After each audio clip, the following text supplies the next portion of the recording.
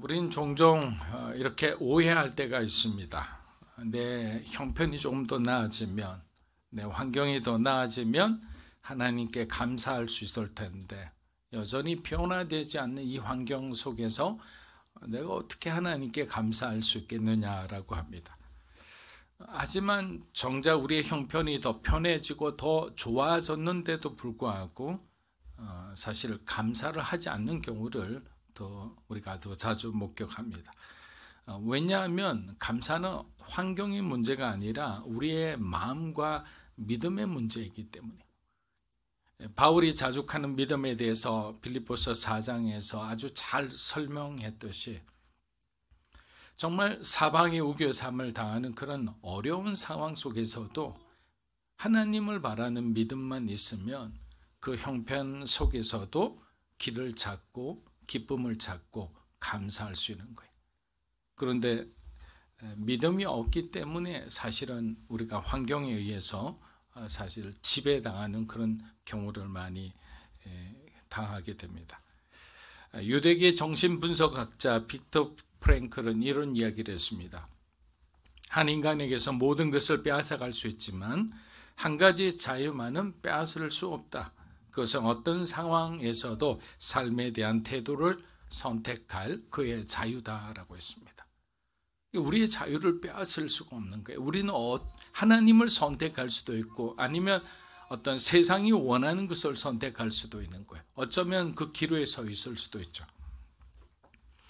그는 아우슈비츠 수용소라는 절망적인 환경 속에서도 이 진리를 몸소 경험했습니다. 모든 희망이 사라진 것 같은 상황 속에서도 그는 깨진 유리 조각으로 매일 면도를 하며 자신을 가꿨습니다. 상처가 나고 피가 났지만 그는 자신의 태도를 선택하며 희망을 붙들었던 거예요. 그의 환경은 절망적이었지만 그는 끝까지 감사와 힘을 잃지 않았습니다. 이 이야기를 들으면서 우리는 한 가지 질문을 떠올리게 합니다. 과연 나는 어떤 환경 속에서도 감사할 수 있는 사람인가?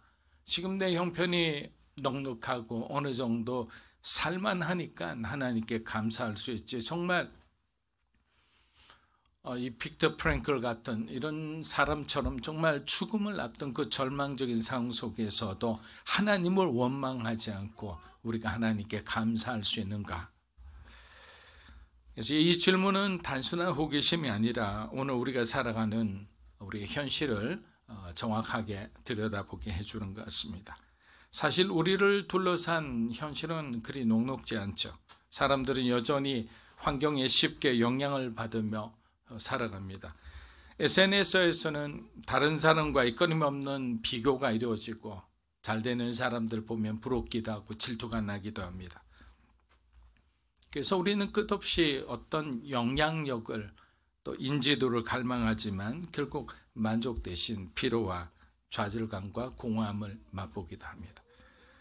더 나은 삶을 꿈꾸며 아침부터 정말 밤까지 열심히 누구보다도 일했는데 어느 날 건강을 잃어버리고 나니 지난날의 그 모든 노력이 마치 헛수고인 것처럼 허무하게 느껴질 때도 있습니다.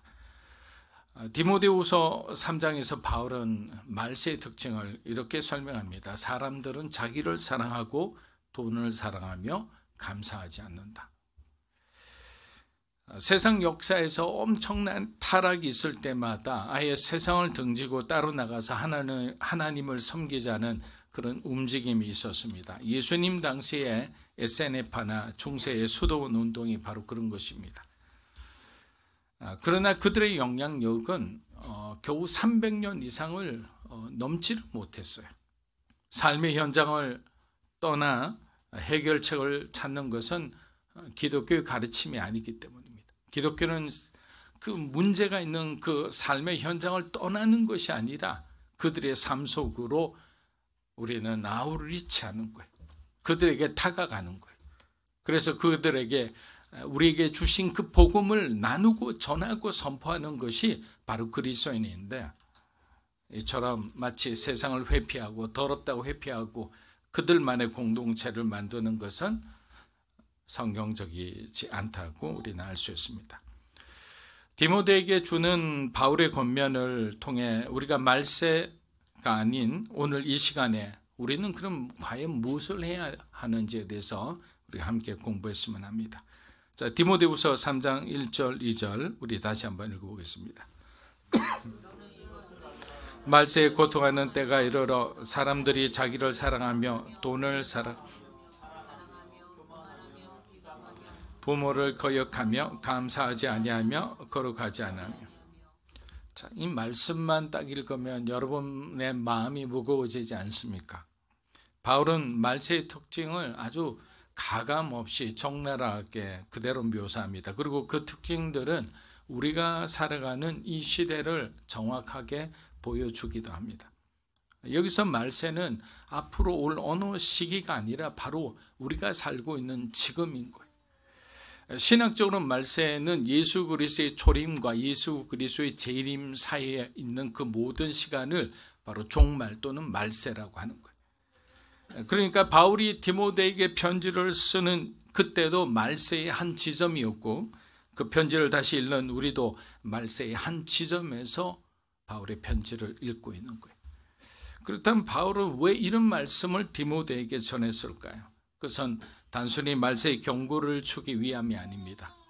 바울은 이 고난의 시대에 그러면 진리를 우리가 붙들고 살아가는 이 성도들은 과연 어떻게 살아가야 하는가에 대한 아주 중요한 질문을 우리에게 던지고 있는 거예요. 왜? 세상은 점점 더 악해질 거예요. 세상은 점점 더 그리스도를 부인할 거예요. 세상은 점점 더 교회를 핍박할 거예요. 이러한 정말 너무너무 어려운 이런 상황에서 어떤 핍박의 삼각파도를 받아 우리가 만나게 되면 무너질 수밖에 없는데 여기서 우리가 어떻게 믿음으로 이길 수 있는지에 대해서 얘기해주고 싶어하는 거죠. 바울은 말세를 한마디로 고통하는 때라고 묘사합니다. 여기서 말하는 고통은 단순히 어떤 육체적 고난만을 의미하지 않습니다. 우린 사실 육체적으로 어떤 것을 어렵거나 정신적으로 어려운 것을 사실 굉장히 중요하게 여기기 때문에 그것이 굉장히 우리에게 더 우선순위가 될 때가 있지만 사실은 이것은 육체적 고난이 아니라 영적인 고통을 의미하는 것입니다. 진리를 거절하는 이 세상을 바라보며 느끼는 바울의 영적인 고통이었어요. 하나님을 한 사람이라도 더 알기 원하는데 하나님의 교회가 더 건강하게 더 빛과 소금의 역할을 하기 원하는데 세상과 타협하고 세상에서 무너져가는 교회와 성도들의 모습을 바라보면서 느끼는 바울의 영적인 고통이었던 거예요. 죽음을 앞둔 바울은 그의 영적 아들 디모데에게 이 고통스러운 시선을 함께 나누길 원했습니다. 자기는 떠나가나 남아있는 디모데가 그 거룩한 사명, 포기해서는 안 되는 그 사명을 완수해 주기를 원했던 것입니다. 그는 진리의 편에 서는 것이 가져오는 고통을 기꺼이 받아들이라고 격려합니다. 진리를 선택하는 것은 고난을 선택하는 것이란 말처럼 들릴 수도 있습니다. 하지만 진리의 길에 따르는 고통은 결코 헛되지 않죠. 그 고통은 성도를 더 깊고 순결한 믿음과 순종으로 인도합니다. 여러분, 예수님의 팔복의 한 말씀처럼 의를 위해 박해를 받은 자는 복이 있나니 천국이 그들의 것입니다 라고 했습니다. 이 말씀이 주는 것은 어쩌면 말세에 정말 적그리스도가 나타나서 교회를 혼란시키고 우리의 어떤 인체를 정말 포박하고 정말 생명의 위협이 있을 때 그 순간에 우리가 누구를 선택할지, 끝까지 우리가 믿음을 선택할지 그 순간에 우리가 사실은 되어봐야 알겠지만 지금부터 준비하라는 거예요. 마지막 종말의 그날은 계시록에 나와 있듯이 한마디로 진리 전쟁입니다. 여러분 이 단어를 잘 기억했으면 좋겠습니다. 마지막 시대의 전쟁은 우리가 아마겟돈 전쟁이고 이렇게 나와 있는 성경의 전쟁은 결국에는 진리와 비진리의 전쟁인 거예요. 적그리스도의 거짓에 넘어가는 자는 함께 망하겠지만 복음을 위해 자신의 자리를 지키는 자, 어떤 사람은 순교할 거예요. 어떤 사람은 굉장히 큰 데미지를 받을 거예요. 그러나 그 사람들은 계시록에 말하는 그대로 이기고 승리하는 자가 되는 거예요. 성경 전체에서도 이러한 고난과 고통은 우리에게는 익숙한 주제입니다. 구약의 선지자들, 신약의 예수님의 12제자를 비롯한 수많은 제자들도 모두 이러한 고통과 죽음을 경험했습니다. 종말의 시대에 많은 사람들이 고통을 겪게 될 것이라는 사실은 유대 전통에도 신약 성경에도 아주 잘 나와 있습니다. 만약 지금 우리가 종말의 시대를 살아가고 있다면 그리스도인들이 고난당하는 것은 당연한 일입니다. 진리를 따르는 삶은 언제나 이 세상의 기준, 이 사탄의 기준과는 충돌하고 갈등을 일으키기 마련이기 때문입니다. 바울이 디모데에게 말한 고통의 때는 이게 단어가 굉장히 오묘한데요. 현재적인 실제입니다. 그 당시도 현재고 우리가 읽는 이 시간도 현재의 시간인 거예요. 그는 에베소에서 벌어지는 거짓된 가르침과 혼란을 구체적으로 지적하며 디모데에게 그 모든 불의한 행위로부터 돌아서라고 명령합니다. 교회가 그리하지 않도록, 또 그곳에 빠진 사람은 두세 사람이 가서 그들에게 권면하고 그래도 듣지 않으면 교회를 위해, 남아있는 성도를 위해서 그 사람을 치료하라고 한 거예요. 여러분, 여기서 돌아서라는 명령은 말씀드린 대로 현재 시자입니다. 지금 당장인 거예요. 기도해 볼 필요도 없어요. 의논할 필요도 없는 거예요. 지금 당장 비진리의 그 길에서, 죽음으로 가는 그 길에서 돌이켜라 라는 것이죠. 여러분, 말세는 그야말로 고통과 혼란의 시대입니다. 하지만 바울은 이 고통 속에서도 성도가 어떤 태도로 살아야 할지에 대해서 분명히 가르칩니다. 진리를 붙드시고 잘못된 길에서 돌이키고 무엇보다 하나님께 감사의 마음으로 그 은혜를 붙드는 삶이야말로 우리를 구원하는 삶이라는 것입니다. 고통은 피할 수 없지만 고통 속에서도 감사할 수 있는 비밀이 있습니다. 여러분, 우리가 잘 아는 바울과 실로는 어떻게 될지 모르는, 한 치 앞도 모르는 그 상황 속에서 그들의 사지는 다 묶여있는 상황이었어요. 그러나 찬송이라는 것은 하나님께 자신의 상황에 대해서 불만을 가지면 어떻게 찬송이 나올 수 있겠습니까? 만약 여기까지가 하나님의 사명이라면 그 사명을 죽음일지라도 받아들이겠다는 그 마음이 두 사람에게 있었기 때문에 하나님을 찬송할 수 있었던 거예요. 그러나 만약에 우리의 인생에 대한 미련이 있거나 세상에 대한 미련이 있는 사람은 마지막까지 발버둥을 칠 거예요. 살아갈 수 있는 그 길을 찾기 위해서 모든 수단과 방법을 다 동원하려 할 겁니다. 그러나 하나님의 사람이니까 하나님이 멈추라면 멈추는 거예요. 여기까지라면 여기까지인 거예요. 인간적으로 아쉬울 수 있으나 하나님이 여기까지 나를 쓰신다면 나는 그것을 받아들여야 되는 거예요. 또 그 뜻에 순종해야 되는 거예요. 그런데 우리 마음에는 너무나 웅대한 꿈들이 많아요. 세상에서 이룰 수 없는 그 꿈들이 우리의 마음속에서 계속 자라나고 있는 거예요. 그런데 가만히 생각해 보면 이 꿈은 하나님이 주신 꿈이 아니거든요. 제가 예전에 말씀드린 것처럼 달라스에 있는 어떤 한 신학교에 제가 다닐 때였습니다. 그런데 그 신학교에서 어떤 선교학 교수님이 들어와서 이제 방학 때만 되면 이제 아이들이 기도하지 않던 아이들도 기도하기 시작하거든요. 왜냐하면 이제 다음 등록금을 내야 되니까. 근데 이 대부분이 목사와 선교사님의 자녀들이 주로 와 있는 학교예요. 그러니까 목사와 선교사님들이 무슨 돈이 있겠습니까? 그리고 외국에는 대부분 등록금을 이렇게 지원해 주지도 않아요. 자기 스스로 이렇게 벌게 합니다. 늘 마음이 이렇게 외로워 있는 그런 어떤 때에 이런 말씀을 했어요. 만약 여러분이 지금 가지고 있는 그 꿈이 또 여러분이 하고자 하는 그 일이 하나님으로부터 온 것이라면, 하나님이 너에게 감동을 주신 일이라면 그곳에는 하나님의 공급하심과 하나님이 열어가시는 길이 있다라는 거예요. 중요한 것은 내가 무슨 일을 하고자 하는 것이 중요한 것이 아니라 내가 지금 꿈꾸고 있는 것, 내가 지금 하고자 하는 이 모든 것이 하나님으로부터 온 것인가를 우리는 늘 확인하고 또 확인해야 된다는 거예요. 왜? 그것이 하나님이 주신 거라면 하나님께서는 그 필요에 따라 시간에 따라 우리의 필요를 채워주시기 때문에 그것을 믿는 사람은 그 기적을 경험할 거고 그 은혜를 맛볼 거고 그러나 그것을 믿지 못하면 우리는 그냥 그 선에서 멈출 수밖에 없는 거예요. 바울은 믿음의 놀라운 세계도 경험했죠. 죽음에서 다시 살아나는 은혜도 받았죠. 그리스도를 핍박하다가 이제는 그리스도를 찬양하고 그리스도를 전하는 사람이 됐잖아요. 정말 파란만장한 삶을 살았던 바울이 자기가 이제 세상을 뜨기 직전에 바라본 이 세상은 너무나 혼란스러운 거예요. 에베소 같은 상업적이고 아주 풍요롭고 아주 호화로운 그 도시 안에는 당연히 타락이 있을 수밖에 없죠.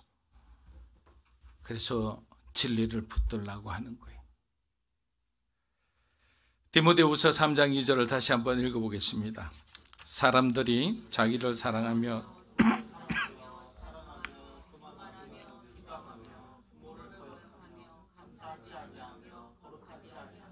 여러분, 바울은 말세의 징조와 특징을 18가지를 무려 열거하고 있습니다. 하지만 이 목록은 단순히 미래에 일어날 일이 아니라 바울이 묘사한 이 모습은 디모데가 몸담고 있는 에베소 교회의 현실이었고 또 우리가 살고 있는 이 시대를 정확히 진단하는 말씀이라 생각합니다. 말세의 특징은 단순히 도덕적 결함이 아니라 가장 중요한 단어입니다. 하나님과의 관계가 단절되었을 때 드러나는 인간의 최악의 상태라는 거예요. 하나님하고 관계가 좋았던 사람이라도 그 관계가 단절되고 내 자아로 충만하고 내 꿈으로 충만하고 세상의 생각으로 가득 차게 되면 그 충만하고 그 성령 충만했던 그 청년이 어느 순간에는 세상보다 못한 사람이 된다는 거예요. 그게 왜 무서운 거냐? 이게 바로 하나님과 단절된 사람에게서 나타내는 모습이라는 거예요. 우리가 요한복음 15장에서 배웠잖아요. 예수님께서 분명히 말씀하셨어요. 다른 사람도 아니고 나무에 가지가 딱 붙어 있어야만 어떻게 됩니까? 열매를 맺는다고 했어요. 예수님과 하나 되지 않고 예수님을 따르지 않고 우리가 세상에서 정말 복음의 열매를 맺는다. 그리스도인으로서 복된 삶을 살 수 있다. 선한 영향력을 가지고 인지도가 높고 그런 어떤 것들을 우리가 추구할 수 있다는 것은 가장 먼저 우선순위는 예수 그리스도와 하나가 되는 거예요.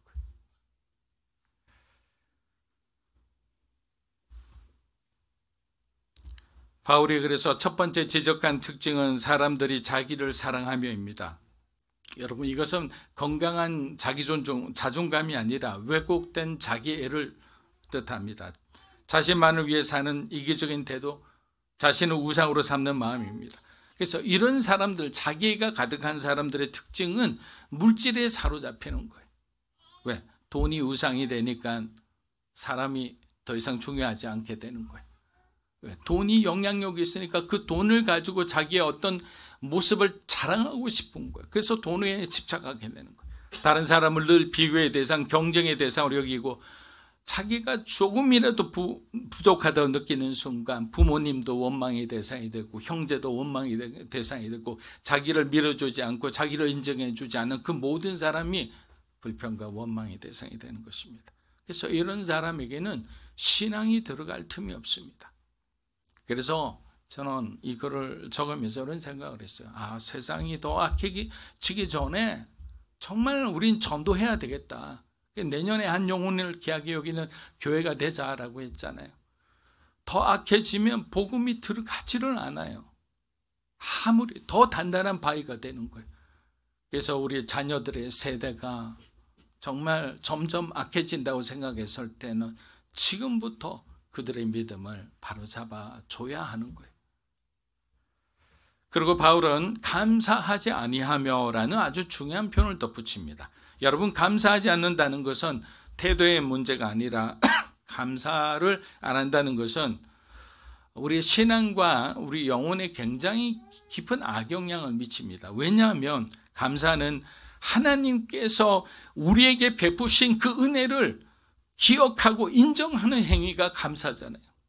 하나님께서 여러분에게 베풀어 주신 은혜를 기억하기 우리는 어떻게 해요? 하나님 감사합니다. 하나님 감사합니다 하고 여러분 기도할 때 수없이 되뇌이잖아요. 그 이유는 뭡니까? 하나님이 하셨다는 것을 인정하는 것이고 하나님이 하셨음을 기억하는 거예요. 인정하고 기억하는 것이 감사인데 내 입술에서 요즘 감사가 나오지 않는다. 가족들에게서 감사가 나오지 않는다. 교회에 대해서 감사가 나오지 않는다. 그러면 우리는 물론 이제 상대방 탓도 있겠죠. 그러나 가장 중요한 것은 하나님은 우리 자신을 먼저 보라고 그랬잖아요. 그래서 감사는 은혜를 감사하지 않으면 하나님의 은혜를 망각하고 결국에는 자신의 공로로 돌리는 거예요. 하나님 이거 하나님 하신 거 아니에요. 내가 새벽부터 일어나서 정말 밤잠 자지 않고 공부해서 이룩한 이 성과인데 왜 하나님이 내 영광을 가로채려 하세요? 이렇게 생각하는 거예요. 하나님이 도와주시지 않았다고 생각해요. 우리 집은 가난해요. 학원도 못 다녔어요. 나 스스로 지금까지 이래 왔는데 하나님은 내게 해준 게 뭐 있어요? 좋은 선생 붙여주셨어요.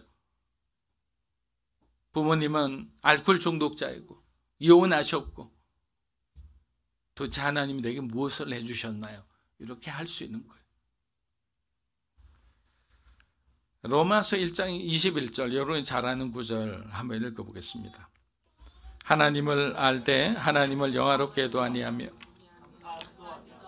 오히려 그 생각이 허망하여지며 미련한 마음이 우리 다시 한번 읽어볼게요. 하나님을 알 때 하나님을 영화롭게도 아니하며 감사하지도 아니하고 오히려 그 생각이 허망하여지며 미련한 마음이 어두워졌나니. 이것이 어쩌면 우리들의 상태 좋지 않았을 때의 모습이죠. 여러분 2024년이 이제 이틀밖에 남지 않았습니다. 그래서 저는 아직 감사의 마음을 여러분들이 표현하지 못한 분들이 있다면 사실 지금이 가장 좋은 기회잖아요. 아직 지나지 않았으니까. 가족들에게, 친구들에게, 교우들에게 여러분 한번 감사의 말을 전해보세요. 그래서 우리가 감사하는 순간에는 하나님이 이 감사가 하나님으로부터 온 것이라는 것을 우리는 다 경험하게 돼요. 화평의 역사가 일어날 거예요. 막힌 담이 무너질 거예요. 그래서 오늘 여러분 예배 딱 끝나면 최소한 저는 다 보지 못하지만 하나님은 보실 거예요. 10분에게 다가가셔가지고 감사합니다 라고 여러분들 꼭 인사해 주시면 좋을 것 같아요. 자, 한번 연습해 보겠습니다. 앞뒤의 전으로 감사했습니다 하면서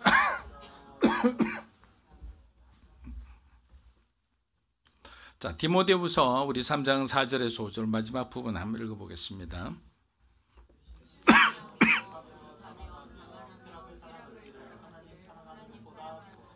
경건의 모양은 있으나 경건의 능력은 부인하는 이 같은 자들에게서 내가 돌아서. 자, 말세에 나타난 특징 중 하나는 하나님을 두려워하지 않고 세상을 두려워하는 거예요. 여러분 이 말은 굉장히 중요한 말입니다. 말세에 나타난 특징 중 하나가 하나님을 두려워하지 않고 눈앞에 보이는 세상을 두려워하는 거예요. 그런데 신앙의 핵심은 뭡니까? 하나님을 두려워하라, 하나님을 경외하라 그랬잖아요. 그게 지혜의 근본이라 했는데 우리는 지혜를 얻기를 원해요.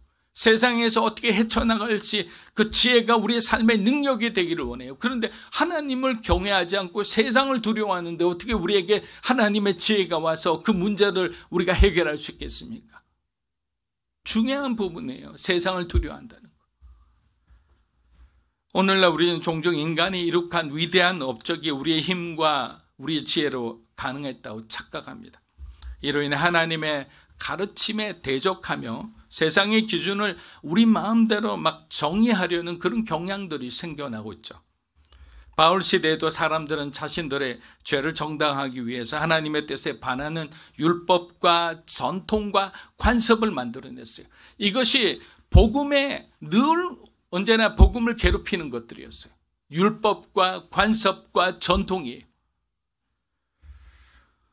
그리고 오늘날에도 이런 모습들이 반복되고 있습니다. 바울은 이러한 잘못에서 너희가 빨리 떠나라는 거예요. 복음, 말씀, 여기서 답을 찾아야지. 왜 너희들이 만든 전통과 규례와 규칙과 법을 따르냐 이거죠. 여러분, 이 말씀은 단순히 우리에게 두려움을 조성하는 경고가 아닙니다. 이것은 참된 경건이 무엇인지, 거짓된 위선적인 신앙이 무엇인지를 분별해야 한다라는 거예요. 제가 예전에 말씀드렸죠. 마지막 시대에 진리와 비진리 전쟁에서 우리에게 은사를 하나 구한다면 무슨 은사를 구해야 된다고 그랬죠? 영적 분별력의 은사를 했어요. 잘못돼 따라가면 안 되잖아요. 여기서 나온 적그리스도는 우리가 속을 만큼, 믿는 자도 속을 만큼 아주 교묘한 자라고 생각하시면 돼요. 딱 보고 아니네 이 정도가 아니고 저 진짜 아니야 이렇게 따라갈 정도라고 여러분들이 생각하셔야 돼요. 그래서 영적 분별력의 은사가 필요합니다. 그러기 위해서는 많이 기도해야 되죠. 말씀 많이 봐야 되죠. 왜? 기도와 말씀으로부터 분별력이 나오잖아요.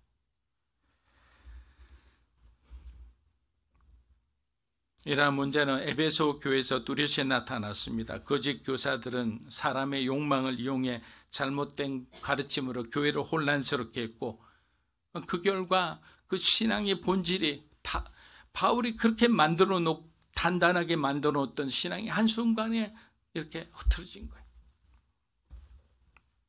오늘날에도 하나님 중심이 아닌 세상 중심의 가치관을 따를 때 지금까지 여러분이 하나님을 위해 수십 년간 신앙생활하면서 왔던 그 믿음의 중심이 흔들릴 수 있다는 것을 우리는 경계해야 되는 거예요. 말씀을 마무리합니다. 여러분, 이 문제를 해결한 첫걸음은 하나님 사랑을 우리가 기억하고 우리 마음에서 감사를 회복하는 거예요. 그래서 의도적으로라도 여러분 이제부터는 감사합니다라는 말을 많이 하세요. 하나님께도 많이 들으시고 함께하는 사람들에게도 작은 일에도 감사합니다. 이거 너무 필요했는데 감사합니다. 바울은 디모데에게 이렇게 말합니다. 이 같은 자들에게서 네가 돌아서라. 타협하지 말라라는 거예요. 바울은 경건의 모양만 맞추는 위선적인 신앙에서 벗어나야 한다라고 했습니다. 그리고 경고하는 데 그치지 않고 정말 너희가 진정한 경건의 능력을 회복할 수 있는 길이 있는데 그 길 중에 하나가 바로 감사라는 거예요. 여러분, 십자가를 떠올려 보십시오. 세상에서 가장 고통스럽고 무익해 보였던 그 십자가를 통해 하나님은 온 인류를 구원하셨어요. 저와 여러분을 구원하셨어요. 그 십자가가 바로 하나님의 선하심과 영광을 드러낸 가장 위대한 사건이 아니겠습니까? 오늘 우리의 고통과 슬픔 속에서도 하나님은 동일하게 영광스러운 일을 하실 거예요. 그래서 앞에 우리 빅터 프랭클이라는 그 사람처럼 지금 우리의 형편에 대해서 자조하지 마세요. 낙심하지 마세요. 그것을 부모의 탓으로 돌리지도 말고 환경의 탓으로 돌리지도 마십시오. 중요한 것은 뭐냐? 내가 나의 태도를 정하는 거예요. 나는 하나님의 사람이야. 하나님의 꿈을 꿀 거야. 어떤 순간에서도 나는 누구를 비난하지 않고 하나님을 찬양하며 하나님께 감사하며 한 걸음 한 걸음 나아갈 거야 라고 여러분들이 마음을 굳건하게 심지를 굳게 딱 정하는 거예요. 그리고 난 뒤에는 기다려보는 거예요. 하나님이 어떻게 하시는지를. 그리고 그 역사가 있으시다면 간증하는 거예요. 그래서 바울은 마지막으로 교회를 위해서 이렇게 기도합니다. 우리 골로새서 1장 9절에서 12절 읽고 마치겠습니다. 너희를 위하여 기도하기를 그치지 아니하고 구하는 너희로 하여금 모든 신령한 지혜와 총명에 하나님의 뜻을 아는 것으로 채우게 하시고 주께 합당하게 행하여 범사에 기쁘시게 하고 모든 선한 일을 하나님을 아는 것에 자라게 하시고 그의 영광의 힘을 따라 모든 능력으로 능하게 하시며 기쁨으로 모든 견딤과 오래 참음에 이르게 하시고 우리로 하여금 빛 가운데 성도의 합당하게 하신 아버지께 아멘. 자녀를 위한 기도할 때도 여러분 이 기도 제목이 되게 좋습니다. 참고하시면 좋을 것 같습니다.